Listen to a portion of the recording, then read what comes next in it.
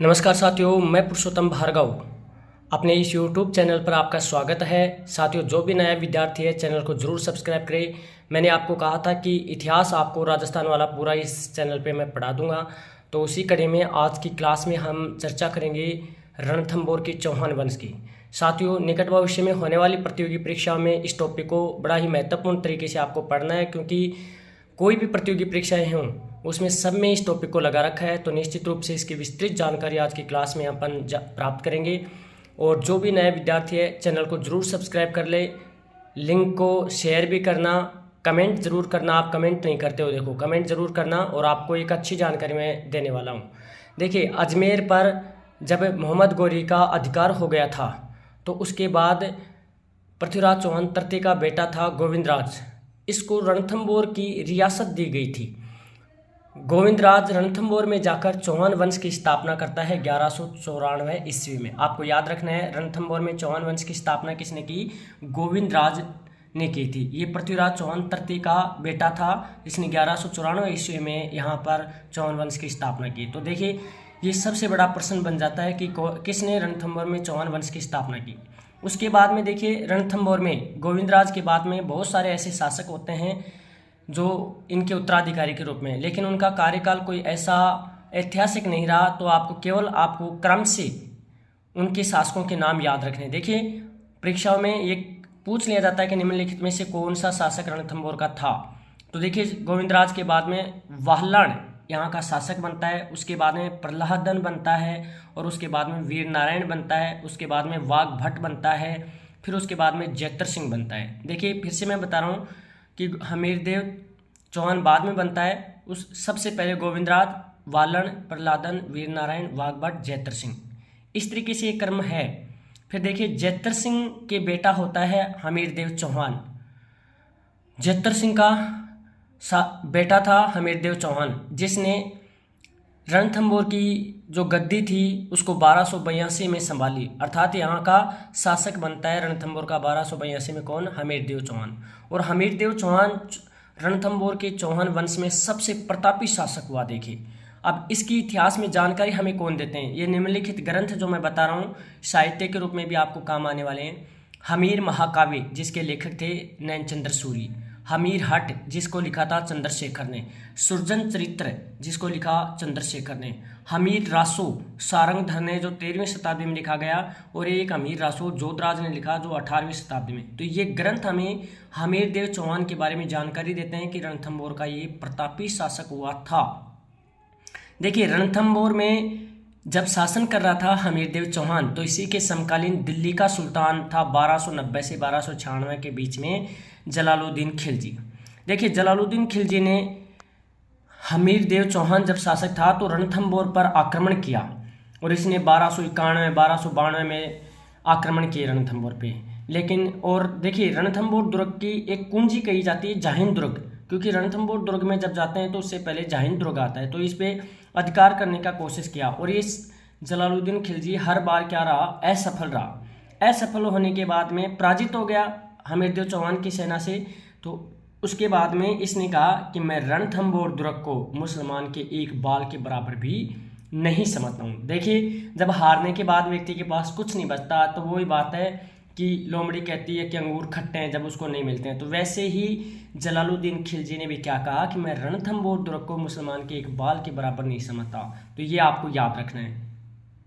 फिर देखिए, जलालुद्दीन खिलजी की हत्या उसी का भतीजा और दामाद भी लगता था अलाउद्दीन खिलजी ने 1296 ईस्वी में इसकी अलाउद्दीन खिलजी ने रणथंभौर पर फिर अधिकार करना चाहा जलालुद्दीन खिलजी की मृत्यु के बाद में।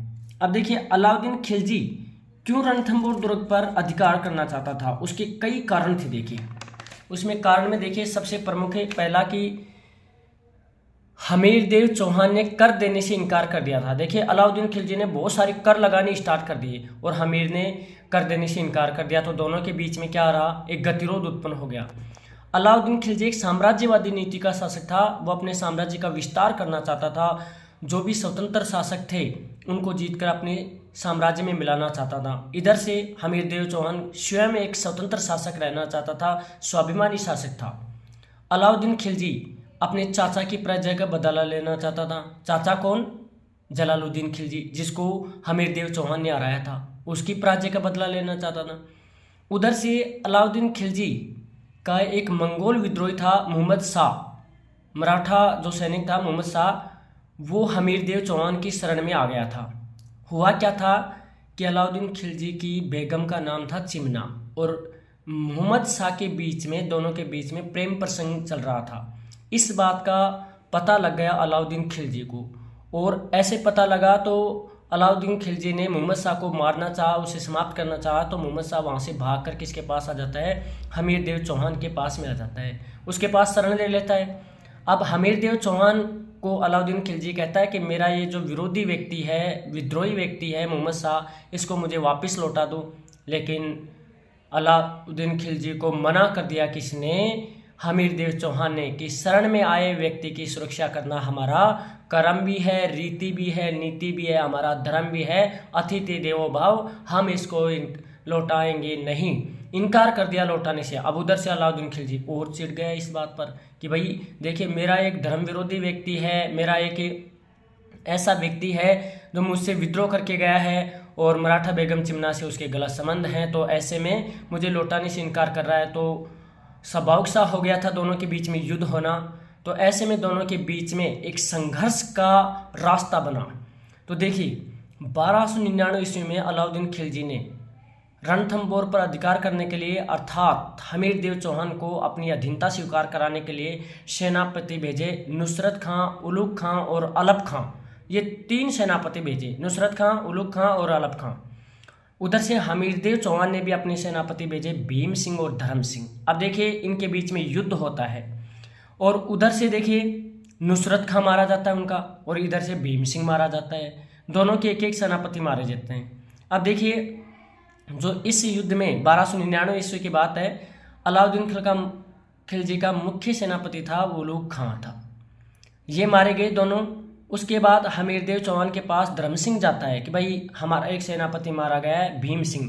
तो हमीरदेव चौहान ने इस धर्म सिंह को उसका जिम्मेदार ठहराया कि भाई आप उसकी सुरक्षा करनी चाहिए थी, इसलिए उसने क्या करवा दिया? धर्म सिंह को अंधा करवा दिया।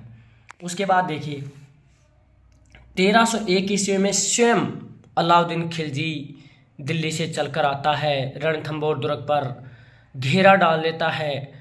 काफ़ी समय हो जाता है, लेकिन कोई भी उसे मतलब एक सहायता नहीं मिलती है, एक सफलता नहीं मिलती है। तो उसने कूटनीति का सहारा दिया, झूठ कपट का सहारा लिया, और हमीरदेव चौहान के पास ये भेजा कि भाई हम तो संधि करना चाहते हैं, हम कोई युद्ध नहीं करना चाहते, तो आप अपने सेनापति भेजिए और हम संधि का रास्ता चुनना चाहते हैं। अब वो उसकी क्या थी? झूठ कपट की, लालच की एक कूटनीति अपना रहा था अलाउद्दीन खिलजी। हमीरदेव चौहान ने अपने 2 सेनापति भेजे, रणमल और रतिपाल, और उसने क्या काम किया? अलाउद्दीन खिलजी ने रणमल और रतिपाल को लालच दे दिया कि भाई मैं ये किले को जीत जाऊंगा तो रणमल और रतिपाल तुम्हारे हवाले कर जाऊंगा, मुझे तो दिल्ली जाना है, केवल मुझे इस दुर्ग का कोई गुप्त रास्ता बता दो। ऐसे लालच दे दिया कि भाई तुम्हें यहाँ का अधिकार दे के चला जाऊंगा हमीरदेव चौहान को जीतने के बाद में। अब वो लालच में आ गए, उन्होंने गुप्त मार्ग बता दिए। तो हमीरदेव चौहान और अलाउद्दीन खिलजी के बीच में 1301 ईस्वी में एक धुआंधार युद्ध होता है, जिसमें हमीरदेव चौहान वीर गति को प्राप्त हो जाता है, और रणथंबोर दुर्ग पर अधिकार किसका हो जाता है? अलाउद्दीन खिलजी का हो जाता है। देखिए 1301 ईस्वी में इस पे अधिकार हुआ था, एक क्रम से पूछ लिया जाता है कई बार। और हमीरदेव चौहान लड़ता हुआ वीर गति को प्राप्त हो जाता है। इसकी रानी रंगदेवी ने जल जोहर किया, राजस्थान का प्रथम जल जोहर कहा जाता है, और अधिकार हो जाता है किसका? अलाउद्दीन खिलजी का। देखिए अलाउद्दीन खिलजी का अधिकार होने के बाद में मोहम्मद शाह भी उसमें हमीरदेव चौहान की तरफ से ही ये युद्ध लड़ रहा था। मोहम्मद शाह से अलाउद्दीन खिलजी ने पूछा है, बोला अलाउद्दीन खिलजी तेरे यदि गांवों का उपचार करवा दिया जाए तो तू क्या करेगा? तो उसने कहा कि हमीर का कोई भी वंशज कोई बच गया होगा तो सबसे पहले उसे मैं रणथंबोर की गद्दी पे बैठाऊंगा, और उसके बाद मैं आपकी बेगम मराठा बेगम चिमना से शादी करूंगा। तो अलाउद्दीन खिलजी ने कहा कि अभी भी तेरे अंदर वही गुरूर बैठा हुआ है। उसने हाथी के पैरों से कुचलवा दिया महमूद शाह को और अपना अधिकार कर लिया अलाउद्दीन खिलजी ने किस पर? रणथंबोर दुर्ग पर, और उलुग खां को वहाँ का फिर अधिकार दे दिया गया। देखिए, हमीरदेव चौहान ने अपने जीवन में 17 युद्ध लड़े थे, जिसमें से 16 युद्ध जीते उसने। 17 युद्ध लड़े अपने जीवन में, जिसमें से 16 युद्ध जीते उसने। हमीरदेव चौहान ने एक ग्रंथ लिखा था संगीत के ऊपर, श्रृंगार हार। और हमीरदेव चौहान के लिए कहा जाता है कि वो व्यक्ति एक अट्टी व्यक्ति हुआ करता था। अपने शरण में आए व्यक्ति के लिए उसने युद्ध किया और अपना खुद का बलिदान दे दिया, लेकिन शरण में आए व्यक्ति की सुरक्षा करना उसने सर्वोच्च समझा। तो विद्वानों ने उसके लिए कहा है कि सिंह सवन सतपुरुष वचन, कदली फलत एक बार, तिरिया तेल हमीर हट चढ़े न दूजी बार। ऐसे हमीरदेव चौहान थे जिसने अपने स्वाभिमान के लिए युद्ध को चुना, अपने बलिदान दे दिया, लेकिन स्वाभिमान को झुकने नहीं दिया। तो इस तरीके से रणथंभौर के चौहान वंश में इस हमीरदेव चौहान बहुत प्रतापी शासक हुआ और इसके पिता का नाम था जेतर सिंह। जेतर सिंह की स्मृति में उसने 32 खंभों की छतरी रणथंभौर दुर्ग में बनवाई थी। उसे न्याय की छतरी कहा जाता है, क्योंकि हमीरदेव चौहान उसी जेतर सिंह की 32 खंभों की बनी हुई छतरी में बैठकर ही लोगों की फरियाद सुना करता था और न्याय किया करता था, इसलिए उसे न्याय की छतरी भी कहा जाता है। देखिए, रणथंभौर दुर्ग के बारे में अबुल फजल ने कहा कि और दुर्ग सब नंगे हैं, यह दुर्ग बख्तरबंद है, क्योंकि ये पहाड़ों के बीच में छिपा हुआ दुर्ग है। तो साथियों, आज की क्लास में हमने एक बेहतरीन टॉपिक के बारे में चर्चा की। आपको सुनना है, जो भी विद्यार्थी नया हो तो इस चैनल को ज़रूर सब्सक्राइब कर ले, क्योंकि आपको बहुत सारी अच्छे इतिहास के बारे में जानकारी मिलने वाली है। मिलते हैं अगली क्लास में, तब तक जय हिंद, जय भारत।